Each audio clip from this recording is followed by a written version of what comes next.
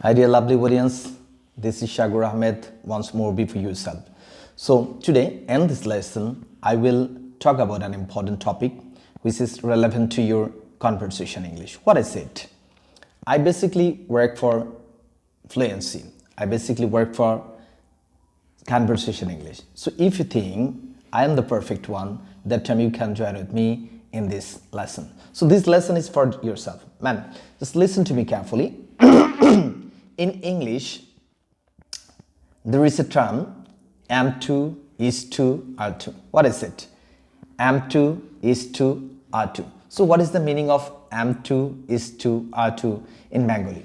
যখন am এর পর to হয়েছে, is এর পর to হয়েছে, are এর পর to হয়েছে, সে এরকম যখন হয়ে থাকে, এটির অর্থ দাঁড়ায় কোনো কিছু করতে হয় এরকম। কোনো কিছু করতে হয় এরকম।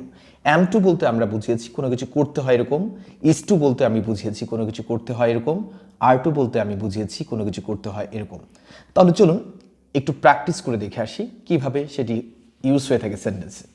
আমি যদি বলে থাকি ফর এক্সাম্পল আমার কথা বলতে হয়, তাহলে আমার কি করতে হয়? কথা বলতে হয়। এরকম ক্ষেত্রে আমরা যে জায়গাটা যে টার্মটা ইউজ করব সেটা am to হতে পারে, is to হতে পারে, are to হতে পারে, তবে সেটা সাবজেক্টকে বেস করেই হয়ে থাকবে। So let's practice.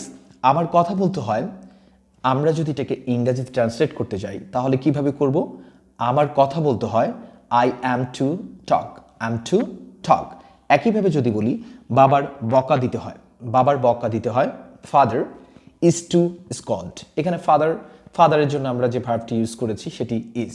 অ্যামের জন্য আমরা যেভাবে আমরা আইয়ের জন্য অ্যাম ইউজ করেছি একইভাবে ফাদারের জন্য আমরা ইউজ করে থাকবো। ইউ, তুমি বা তাদের জন্য আমরা আর ইউজ করে থাকবো। So let's practice again. আমার তাদের মানতে হয়, তাহলে কিভাবে বলবো? আমার তাদের মানতে হয় I am two অবে them, I am two অবে them. একইভাবে যদি বলি আমার ইংরেজি বলতে হয়, আমার কি করতে হয়? ইংরেজি বলতে হয় I am to speak English, I am to speak English. একইভাবে যদি বলি তার পানি পান করতে হয় he is to drink water, he is to drink water. একইভাবে যদি বলি তোমার প্রতিদিন হাঁটতে হয়, তোমার প্রতিদিন হাঁটতে হয় you are to walk everyday, you are to walk everyday. এটিকে যদি আমি এভাবে বলি আমার প্রতিদিন হাঁটতে হয়, আমার প্রতিদিন হাঁটতে হয়, তাহলে আমি কিভাবে বলবো? I am to walk everyday, I am to walk everyday. এখন এভাবে যদি বলি থাকি আমার প্রতিদিন কবিতা আবৃত্তি করতে হয়, আমার প্রতিদিন কি করতে হয়? কবিতা আবৃত্তি করতে হয়, তাহলে আমি সেটাকে কিভাবে বলবো? I am to recite poem everyday, I am to recite poem everyday. একইভাবে যদি বলি তোমার প্রতিদিন কবিতা আবৃত্তি করতে হয়, তাহলে কিভাবে বলবো? You are to recite poem everyday, you are to recite poem everyday. So what I said, আমরা প্রথমে যেটা লক্ষ্য রাখবো সাবজেক্টকে বেস করে আমরা ভার্বটা নিয়ে থাকবো। আমি একইভাবে যদি এই সেন্টেন্সটাকে বলি তাদের প্রতিদিন কবিতা আবৃত্তি করতে হয়, তাদের প্রতিদিন কবিতা আবৃত্তি করতে হয়, তাহলে এখানে সাবজেক্টটা কি? তাদের। তাহলে আমরা বলবো they are to recite poem everyday, they are to recite poem everyday. So guys, am to, is to, are to এই ভার্বগুলোর পরে যখন আমরা টু দিয়ে ব্যবহার করে থাকি am to, is to, are to, এর অর্থ বাংলা অর্থ যেটি দাঁড়ায় সেটি হচ্ছে করতে হয়। সেটি কি হয়? করতে হয়। তাহলে am to, is to, are to means করতে হয়।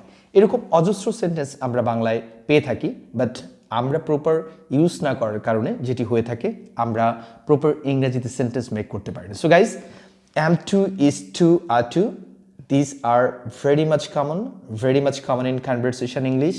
If you keep yourself practice by using this term am to, is to, are to in your conversation English, I believe you will be so much fluent and your English will be so much smart and smarter than the previous.